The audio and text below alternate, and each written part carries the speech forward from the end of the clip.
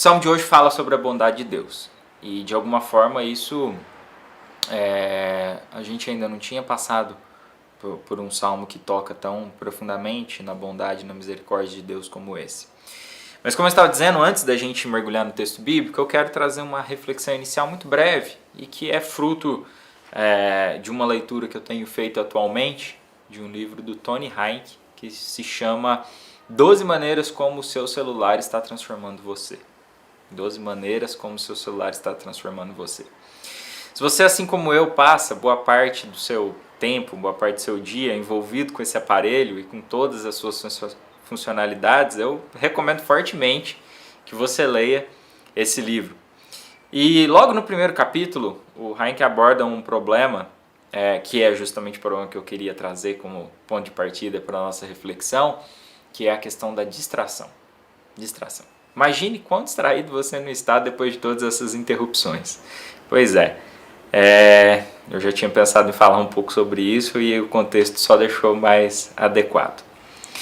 De acordo com um estudo que o Tony Heinck cita, logo nesse primeiro capítulo, nós checamos o nosso celular, em média, durante o período que nós estamos acordados, a cada 4 ou 5 minutos. A cada 4 ou 5 minutos. Se você usar pouco, a cada 10 minutos, na média do tempo em que você está acordado.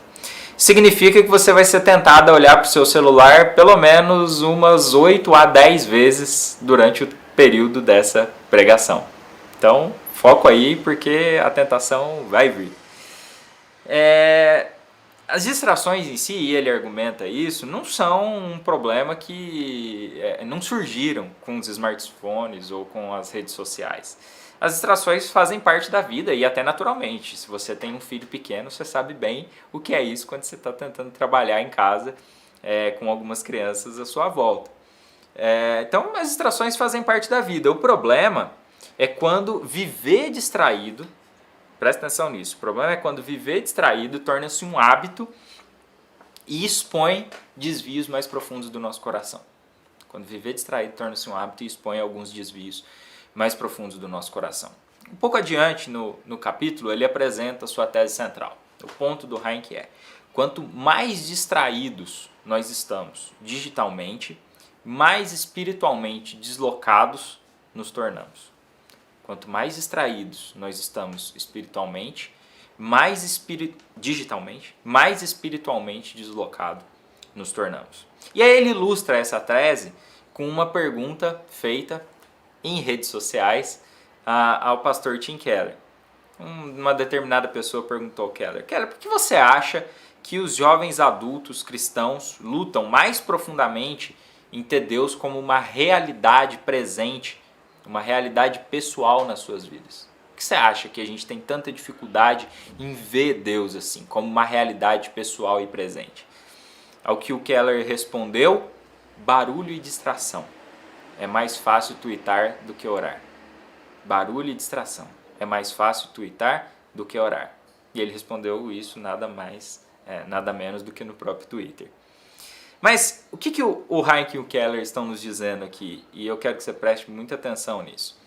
Eles querem chamar a nossa atenção para uma realidade espiritual que pode passar desapercebida conforme a gente vive nesse mundo hiperconectado, barulhento e distraído.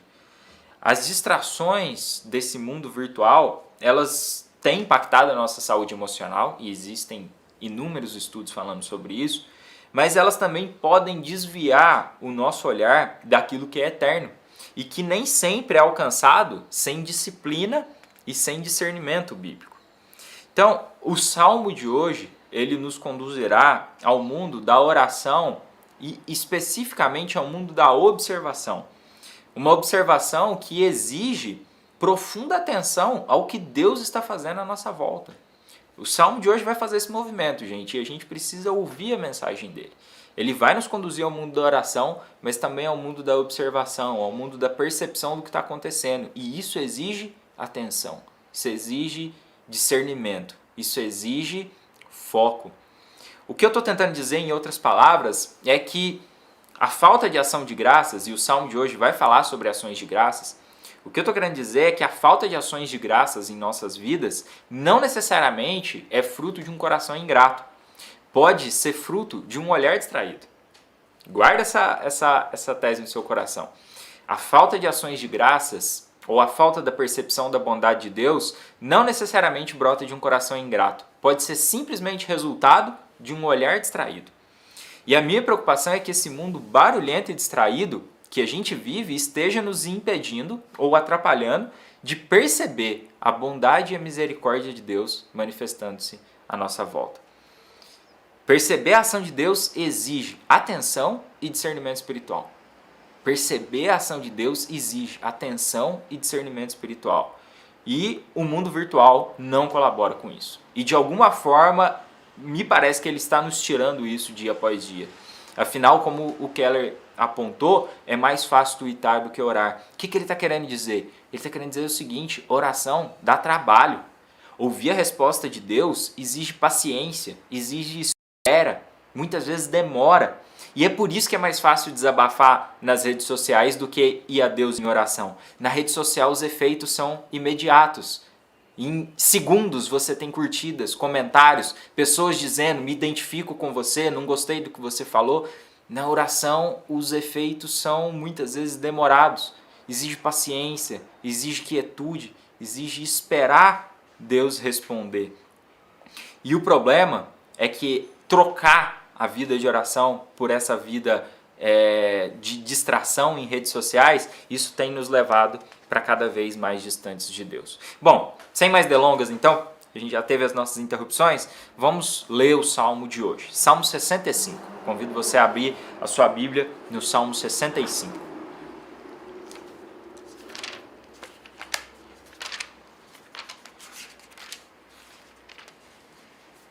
Vamos lá, eu vou ler na nova versão transformadora. Você pode acompanhar na sua Bíblia ou mesmo acompanhar a leitura do texto. O texto diz assim: que grande louvor, ó Deus, te aguarda em Sião. Cumpriremos os votos que te fizemos, pois respondes às nossas orações. Todos virão a ti. Embora sejam muitos os nossos pecados, tu perdoas a nossa rebeldia. Como é feliz aquele que tu escolhes para se aproximar de ti, aquele que vive em teus pátios. Quantas coisas boas nos saciarão em tua casa, em teu santo templo. Tu respondes às nossas orações com notáveis feitos de justiça, ó Deus da nossa salvação. És a esperança de todos na terra e dos que navegam por mares distantes. Formastes os montes com teu poder e de grande força te armaste. Acalmaste a fúria dos mares e as ondas impetuosas e calaste o tumulto das nações. Os habitantes dos confins da terra se admiram com as tuas maravilhas. Desde onde o sol nasce até onde o sol se põe, desperta gritos de alegria. Cuidas da terra e a regas, tornando-a rica e fértil. O rio de Deus tem muita água, proporciona fartura de cereais, porque assim ordenaste. Encharcas o solo arado, dissolve os torrões e nivela os sulcos. Amoleces a terra com chuvas e abençoa as suas plantações. Coroas o ano com boas colheitas, tuas pegadas deixam um rastro de fartura. Os pastos no deserto ficam verdes e as encostas dos montes florescem de alegria. Os campos estão cobertos de rebanhos e os vales forrados de cereais. Toda a terra grita e canta de alegria. Nós não sabemos a ocasião exata na qual esse salmo foi redigido. Algumas ideias, se você prestou atenção ao longo da leitura, algumas ideias repetem-se.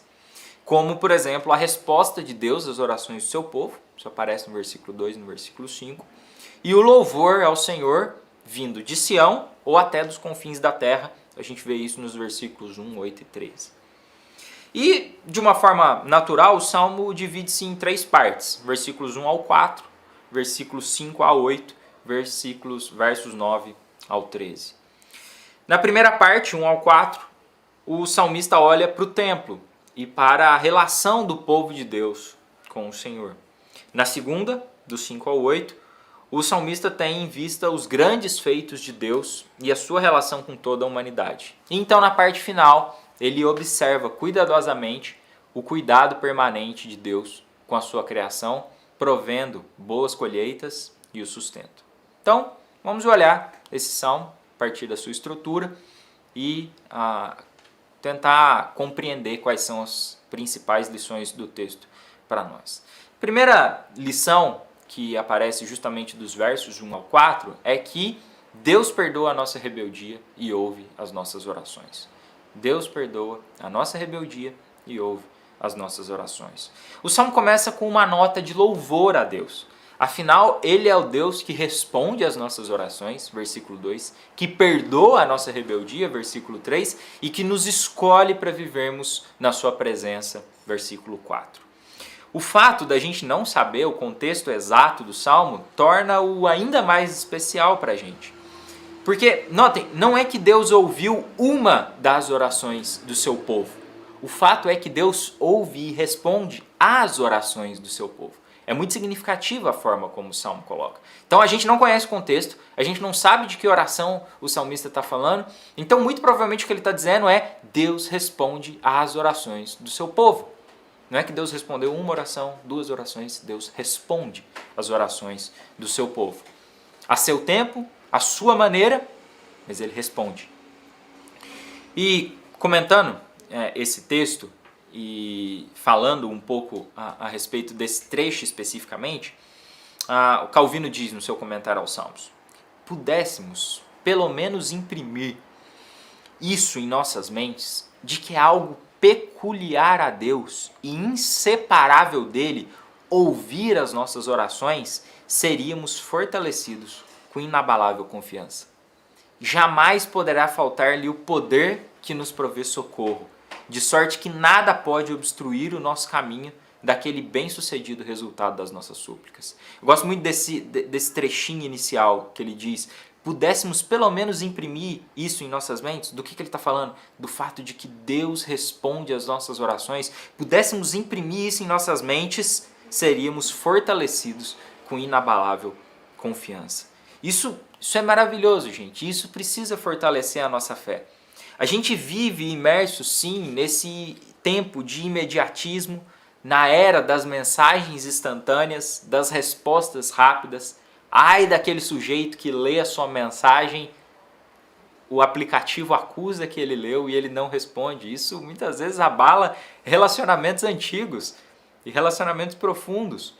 A gente vive nesse tempo em que não se tem tempo para esperar uma resposta. É o tempo das mensagens instantâneas e das respostas rápidas. E aí é curioso, porque o salmista não fala sobre o tempo que Deus leva para responder.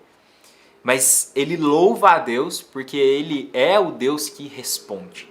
Ele não fala nada sobre o tempo que Deus leva para responder, mas ele louva a Deus porque ele é o Deus que responde às orações do seu povo. É claro que isso desafia o nosso imediatismo, mas também deveria acalmar os nossos corações. Afinal, a gente fala com alguém que não nos deixa sem respostas. É claro que nem sempre as respostas vêm da forma como gostaríamos. Às vezes demora, muitas vezes nos surpreende.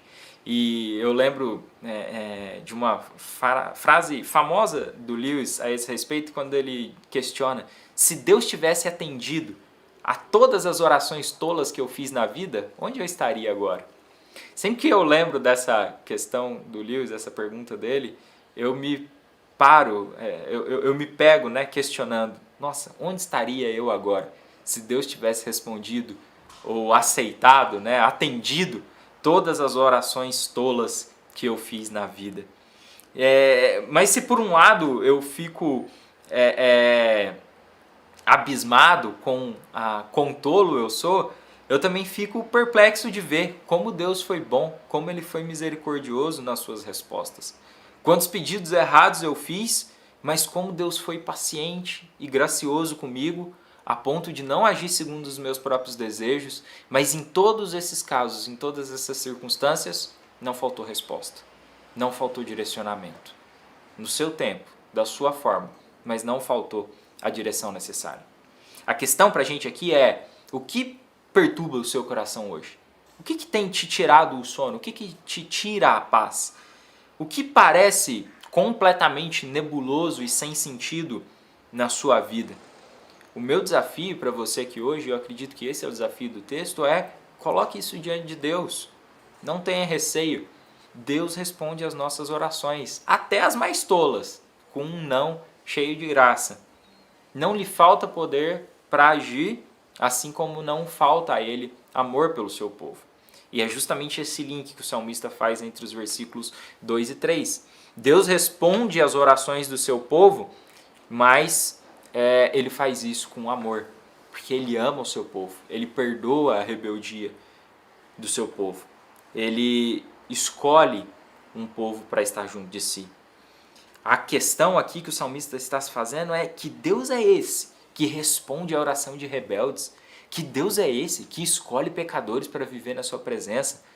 Não é por acaso que o salmo começa com um grande chamado ao louvor. Um grande louvor te espera, ó Deus, em Sião. Deus perdoa a nossa rebeldia e Ele nos chama individualmente para vivermos na sua presença e para lá desfrutarmos daquilo que sacia a nossa alma. É isso que essa dinâmica do texto nos versículos 3 e 4. Então, Deus escolheu um povo para si e comprou esse povo por meio do sacrifício de Jesus. É claro que o salmista não tinha noção, não tinha capacidade de entender esse quadro completo, mas a gente tem ele hoje. A gente sabe como Deus foi capaz, como um Deus santo foi capaz de perdoar nossa rebeldia. A gente sabe como esse Deus todo-poderoso foi capaz de escolher um povo para viver junto de si. Em Cristo a justiça de Deus foi satisfeita, de forma que hoje a salvação é possível por meio dele. E essa mensagem chega ao povo de Deus, enche o coração do povo de Deus de louvor, mas ela também chega até os confins da terra. E aí a gente vai para a segunda parte do texto. Esse é o chamado da segunda parte do Salmo, dos versículos 5 ao 8. Então, primeiro, Deus perdoa a nossa rebeldia e ouve as nossas orações. Segundo ponto, o poder de Deus alcança os confins da terra. O poder de Deus alcança os confins da terra. Logo no versículo 5 tem um movimento importante no Salmo. O Deus da nossa salvação é também a esperança de todos na terra. Notem essas duas expressões no versículo 5. O Deus da nossa salvação é também esperança de todos na terra. Aqui, e nesse trecho como um todo, o salmista faz um link interessante entre o poder de Deus, ou o poder do Deus Criador, e a alegria dos povos da terra.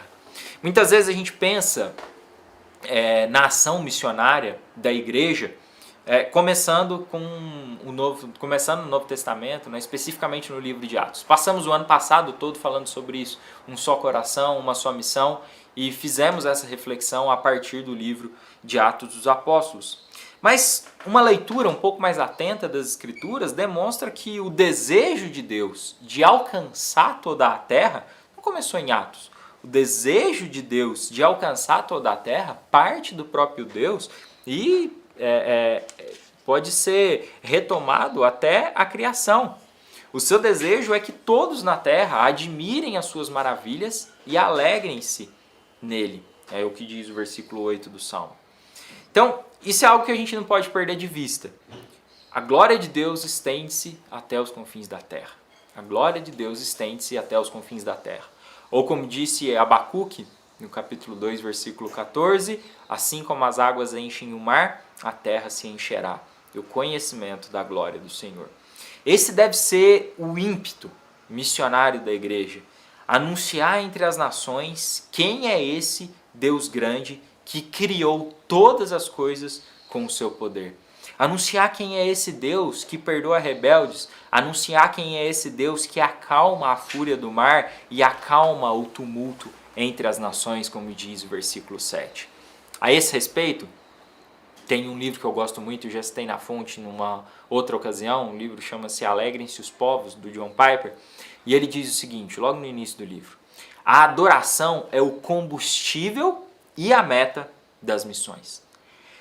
É a meta das missões porque nas missões, simplesmente procuramos levar as nações ao júbilo inflamado da glória de Deus. O alvo das missões é a alegria dos povos na grandiosidade de Deus. E é especificamente isso que a gente está vendo no Salmo 65. Mas, continua o Piper, mas a adoração também é o combustível das missões. A paixão por Deus na adoração precede a apresentação de Deus por meio da pregação. Você não pode recomendar o que não aprecia. As missões começam e terminam com a adoração. Onde a paixão por Deus é fraca, o zelo pelas missões será fraco. Onde a paixão por Deus é fraca, o zelo pelas missões será fraco. Inúmeros salmos nos levarão a refletir sobre isso. A gente ainda vai voltar nessa temática do apelo missionário que existe nos salmos. Por quê? Porque fica muito claro ao longo do saltério que Deus tem como propósito alcançar os povos da terra, todos os povos da terra, com a sua glória. Mas para isso ele usa um povo que é movido pela sua glória. Perceberam isso? Deus deseja alcançar todos os povos da terra com a sua glória. Ele quer que todas as nações o adorem. Mas para isso, ele usa um povo que é movido pela sua glória, que é movido por adoração. Desde o Salmo 1 a gente tem refletido sobre prazer no Senhor. E o desafio aqui hoje é o mesmo. A pergunta que a gente precisa fazer é como está o nosso prazer no Senhor? Como anda o nosso amor, o nosso apego, a nossa paixão pela glória de Deus? O poder de Deus alcança as nações. Pessoas de todas as partes estão sedentas por ouvir essa mensagem, a sua mensagem. Mas o conhecimento salvífico de Deus vem justamente pelo anúncio do Evangelho. E é por isso que os salmos, ao nos desafiarem a amar a Deus, ao nos desafiarem no amor a Deus, também desafiam o nosso zelo missionário. Afinal, como a gente acabou de ouvir, onde a paixão por Deus é fraca, o zelo pelas missões será fraco. E aí isso desdobra numa outra questão que é, se o zelo missionário da igreja brasileira, da nossa igreja especificamente, se o zelo missionário da nossa igreja é fraco, o que isso diz sobre a nossa paixão por Deus? Se o zelo missionário, se o ímpeto missionário da nossa igreja ou da igreja evangélica de uma forma um pouco mais ampla é fraco, o que isso nos diz a respeito da nossa paixão por Deus e por sua glória? A gente precisa refletir sobre isso e nós vamos voltar nessa temática ao longo do livro de Salmos. Bom, vamos então para o último ponto. Primeiro, Deus perdoa nossa rebeldia e ouve as nossas orações. Segundo, Deus tem como propósito alcançar as nações com a sua glória. E terceiro, e aqui eu acho que a gente tem um pouco mais de desafio considerando o nosso contexto, o mundo é governado pela bondade de Deus. O mundo é governado pela bondade de Deus. O trecho final desse salmo é muito bonito e uma das canções que a gente ouviu no período de louvor agora tem a ver justamente com esse trecho. É um louvor sobre as boas colheitas que Deus deu ao seu povo inúmeras vezes ao longo da história. Mas ele também, acredito, esse trecho está repleto de algumas aplicações para nós. O salmista ele fica tão encantado com a bondade de Deus expressa nesses versículos que ele manifesta, ou com esse cuidado que Deus manifesta com a sua criação, que ele conclui o salmo gritando e cantando de alegria. Acho muito interessante o versículo final que diz: os campos estão cobertos de rebanhos, os vales forrados de cereais, toda a terra grita e canta de alegria.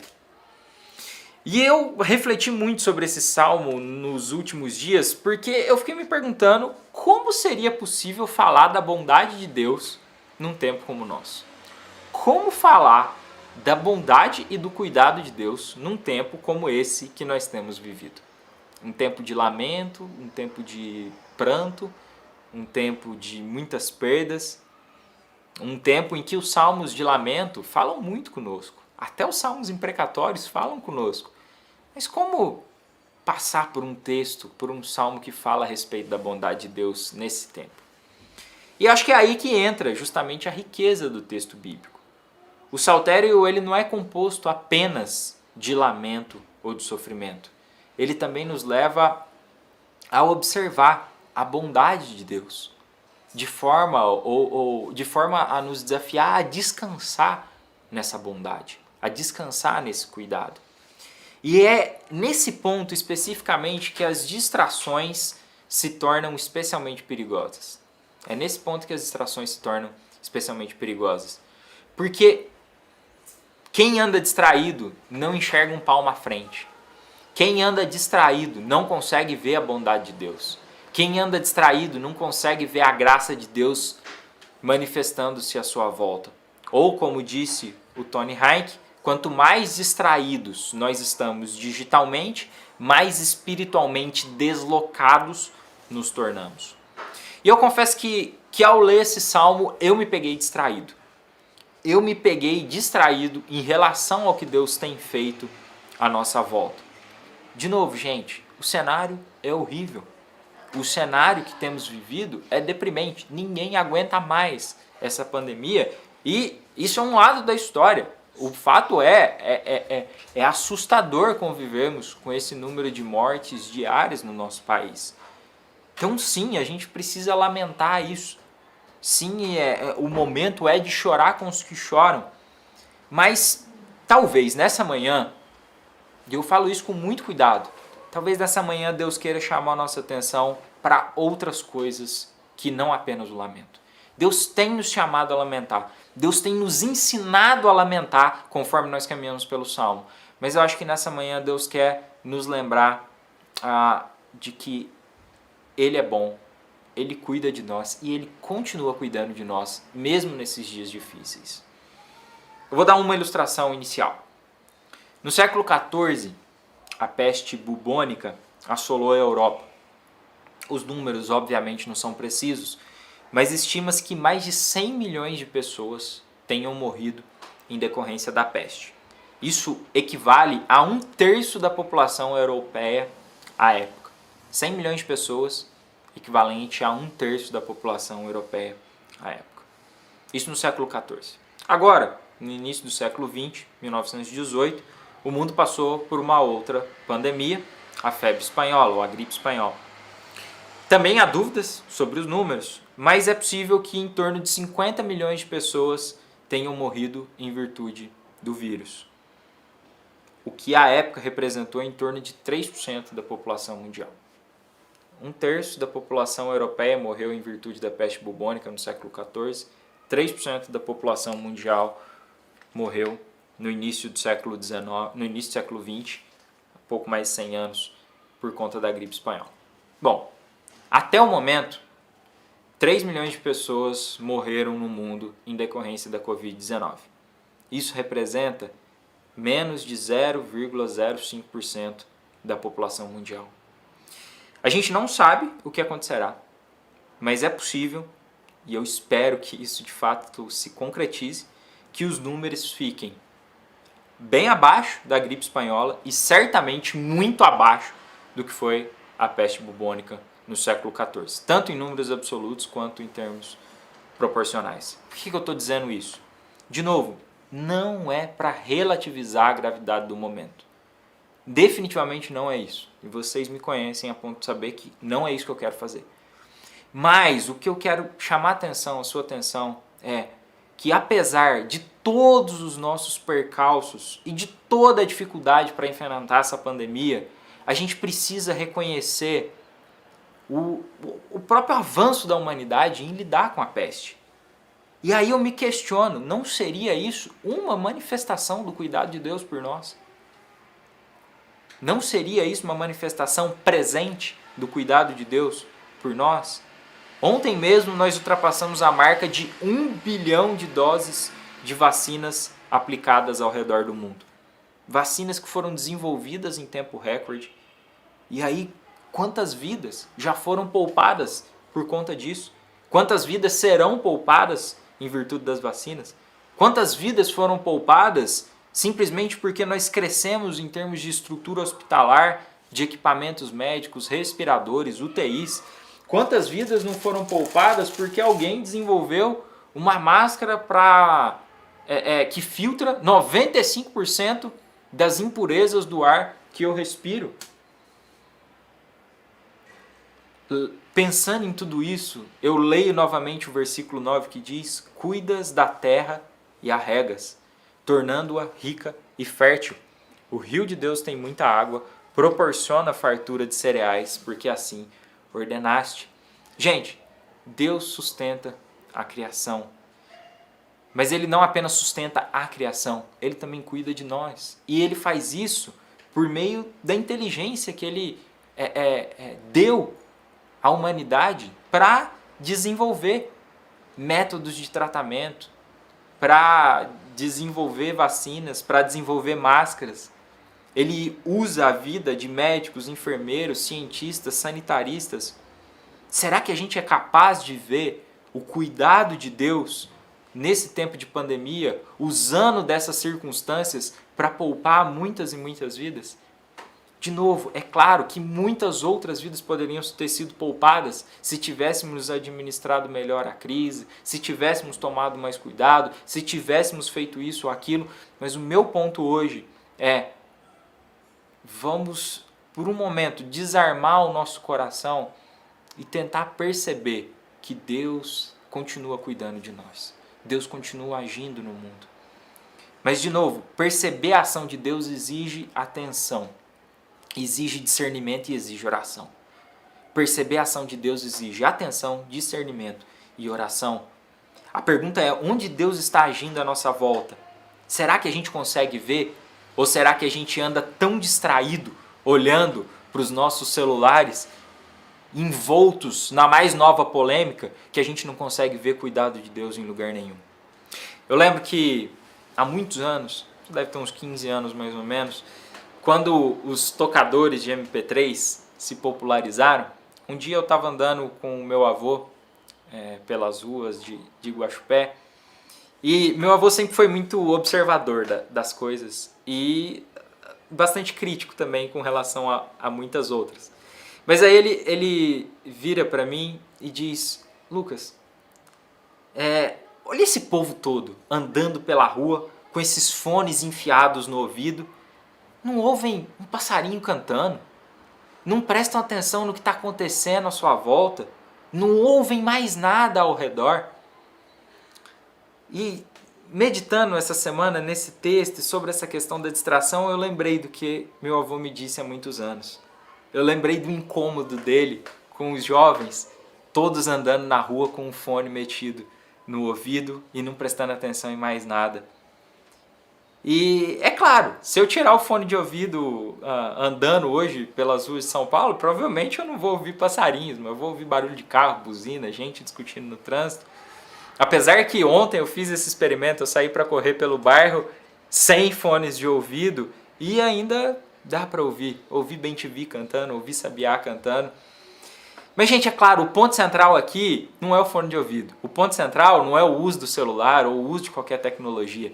O ponto central é a distração e como ela impacta a nossa percepção do mundo à nossa volta e como essa falta de percepção do mundo à volta impacta a nossa espiritualidade. Vocês estão entendendo? Compreender esse movimento é importante para não entender errado o que eu estou querendo dizer. O ponto central não é o fone de ouvido em si, o celular em si, a tecnologia em si. A questão é a distração, como ela impacta a nossa percepção do mundo à nossa volta e como essa falta de percepção do mundo à nossa volta impacta a nossa espiritualidade. Naquele mesmo livro do Tony Hayek, um pouco mais à frente, ele diz o seguinte, ele cita o Andy Crouch, que é um outro autor americano, que diz, né, a nossa dependência de celulares conduz a uma cegueira criacional. Achei muito interessante essa expressão, cegueira criacional, que é justamente isso, essa falta de visão com relação à criação e às estruturas da criação. É apenas na ausência de elogios digitais constantes que podemos nos sentir pequenos e menos significativos, mais humanos, livres para encontrar o mundo que somos chamados a amar. Nós nos tornamos inevitavelmente cegos às maravilhas da criação quando a nossa atenção está fixa em nossa tentativa de criar a próxima cena de nossa autobiografia incessante. E eu estou lendo isso para vocês no celular. O que o Andy Crouch está dizendo aqui e é importante para a nossa reflexão hoje? E eu falei isso na primeira mensagem do ano no texto de Eclesiastes, capítulo 3. Quando a gente usa o celular e a gente usa com o objetivo de criar uma autobiografia, a gente esquece o mundo à nossa volta. A gente esquece que o mundo à nossa volta não gira em torno de nós. Então, na sua rede social parece que o mundo gira em torno de você, mas na realidade o mundo não gira à sua volta. Né? O mundo de Deus fala a respeito de Deus, fala a respeito da glória de Deus. E é preciso que a gente coloque os olhos na criação, que a gente coloque os olhos nas coisas que Deus criou, para que a gente consiga perceber essa realidade. E nesse sentido, por que os autores bíblicos e por que o texto bíblico tem muito a nos oferecer? Porque veja, o povo dos Salmos é de uma sociedade muito diferente da nossa. Para eles, entender os movimentos da criação é fundamental para sobreviver. Se eles não perceberem o tempo certo para semear ou o tempo certo para colher, eles passam fome. Mas perceba, gente, que apesar de prestar atenção no tempo, por conta da sobrevivência, o salmista vê além da chuva. O salmista vê além da estrutura da própria terra. Ele vê o próprio Deus deixando as suas pegadas em meio à plantação. Eu gosto muito dessa expressão que esse salmo traz. Ele diz lá no versículo 11, coroas o ano com boas colheitas, tuas pegadas deixam um rastro de fartura. O salmista está vendo Deus andar em meio à plantação e no rastro das pegadas de Deus, a fartura, as boas colheitas surgindo. O ponto aqui para a gente é, o mundo é governado pela bondade de Deus. E a gente precisa reaprender a discernir isso. O mundo é governado pela bondade de Deus. O mundo não é governado em todos os instantes e em todas as instâncias pela maldade humana. O mundo ainda é governado pela bondade de Deus. Eu não sei se para perceber isso, você terá que correr sem fone de ouvido, desinstalar alguns aplicativos do seu celular, ou não levar o celular para a mesa no almoço ou levar o celular para a cama antes de dormir. Cada pessoa tem uma estratégia e, de novo, eu recomendo que você leia o livro do Tony Heinck. Ele fala uma série de coisas que você pode fazer para te ajudar a lidar melhor com esse aparelho. Mas o fundamental é que você busque entender nos próximos dias o que tem tirado a sua atenção, o que tem minado a sua percepção da realidade à sua volta, o que pode estar afetando a sua vida espiritual e especialmente a sua capacidade de perceber a bondade de Deus manifestando-se à sua volta. Veja, a bondade de Deus não aparece apenas no ritmo da criação. A bondade de Deus não aparece só no desenvolvimento da ciência. A bondade de Deus aparece numa série de coisas banais que a gente faz ao longo do dia, mas que a gente perdeu a percepção, que a gente perdeu a capacidade de discernir a beleza daquilo. A bondade de Deus se manifesta sobre a nossa vida num café coado pela manhã, numa mesa posta para o almoço, numa família reunida, nas amizades espirituais, na comunhão, ainda que à distância, nas brincadeiras, nas músicas e, claro, até numa ligação inesperada feita pelo celular. A gente precisa restaurar essa percepção, gente, senão a gente vai pifar. E tem muito crente pifando, porque perdeu a percepção da bondade de Deus se manifestando ao seu redor. O mundo é governado pela bondade de Deus, é isso que a gente vê no trecho final desse salmo, e eu queria que a gente renovasse a nossa esperança e a nossa fé nessa realidade hoje. E esse encanto pelo mundo de Deus, ele precisa nos conduzir ao louvor, assim como ele conduziu o salmista ao louvor. Versículos 12 e 13, os pastos no deserto ficam verdes, e as encostas dos montes florescem de alegria. Os campos estão cobertos de rebanhos, e os vales forrados de cereais. Toda a terra grita e canta de alegria. É isso, a criação nos convida, a criação convida o povo de Deus ao louvor. O mundo ele está repleto de sinais e de vestígios do Deus Trino. Não é difícil perceber, mas existe um risco real da gente perder essa dimensão se a gente andar distraído por aí. Não é difícil perceber as pistas de Deus, os vestígios da Trindade, as manifestações de Deus à nossa volta. Mas há um risco real da gente perder isso, se a gente andar por aí distraído. Então a pergunta para a gente finalizar a pregação dessa manhã é: a gente é capaz de perceber o agir de Deus à nossa volta, mesmo nesse período difícil que temos vivido?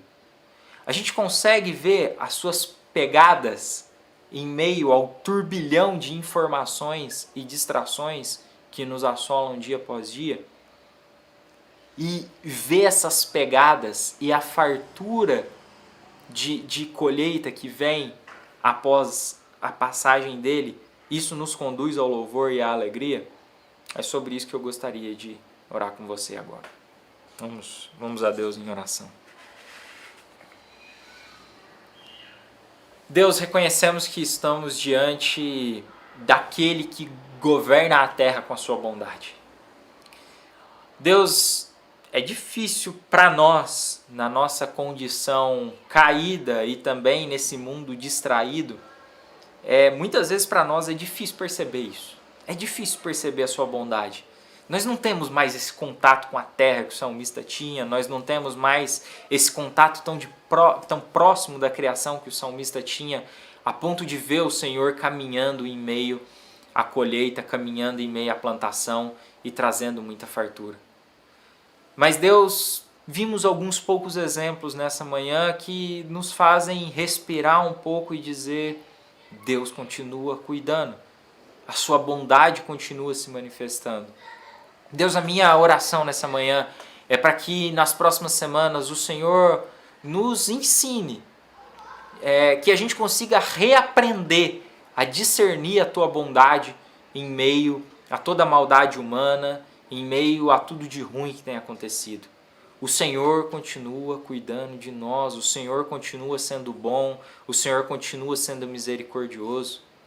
O Senhor é aquele que perdoa a nossa rebeldia e nós te louvamos por isso. Te louvamos pela salvação em Cristo Jesus. Te louvamos porque o Senhor enviou o teu Filho para morrer em nosso lugar. Ó Deus, também te louvamos porque o Senhor responde às nossas orações. Ainda que a gente faça orações tolas, ainda que a gente não saiba como orar, ainda que a gente não saiba o que pedir, o Senhor responde às nossas orações. O Senhor não nos deixa no vácuo, o Senhor não nos deixa sem resposta. Ainda que a tua resposta seja não, ainda que ela demore, ela vem. Portanto, ó Deus, nos ensine a aprendermos também, a aprendermos como esperar. Nos ensine a esperar, nos ensine a orar. Oração é uma labuta, é um trabalho, é algo que não é natural a nós. É algo que nós não fazemos naturalmente, é algo que nós precisamos lutar para fazer. Mas Deus, nós cremos que esse foi o meio que o Senhor escolheu para se relacionar conosco. Mas acima de tudo, nós te agradecemos porque o Senhor é o Deus que responde às nossas orações. Ó Deus, nós também te louvamos porque o Senhor é o Deus de toda a terra. O Senhor nos escolheu, nos elegeu como teu povo para andarmos na tua presença, mas o Senhor também é o Deus de toda a terra. O Senhor é aquele que deseja espalhar a sua glória sobre toda a face da terra. E pedimos que o Senhor nos use nessa empreitada. Pedimos que o Senhor atraia os nossos corações a Ti de tal maneira que nós desejemos fazer parte disso. Ó Deus, encha os nossos corações de amor pela Tua glória, de forma que a gente queira que outros também desfrutem dessa mesma glória, que outros também desfrutem dessa alegria que está na Sua presença, ó Deus. Mas, Pai, termino mais uma vez pedindo, manifesta a Tua bondade, manifesta o Teu amor, manifesta a Tua rica misericórdia nas nossas vidas. Reconhecemos, ó Deus, que os dias são maus, difíceis, e pedimos que o Senhor abrevie esse tempo de dor e de sofrimento. Mas te agradecemos porque o Senhor tem nos dado condições mínimas de lidar melhor com essa crise do que a humanidade lidou no passado. Te agradecemos porque vidas têm sido poupadas, vidas têm saído, pessoas têm deixado leitos hospitalares com vida, com saúde e têm se recuperado. Pedimos que isso também nos leve ao Senhor em gratidão, reconhecendo que o Senhor é o Deus da vida e que o Senhor não tem alegria na morte dos seus filhos, em especial o Senhor não se alegra na morte dos ímpios. O Senhor quer e deseja que todos venham ao Senhor e tenham as suas vidas transformadas pela sua glória. Esteja conosco ao longo desse dia e também ao longo dessa semana. É o que nós te pedimos em nome do seu Filho Jesus. Amém. Muito bem, irmãos. De novo, é um desafio percebermos a vontade de Deus nesse período. Mas o salmo de hoje me desafiou nesse sentido. Eu espero que ele tenha desafiado também você nesse sentido.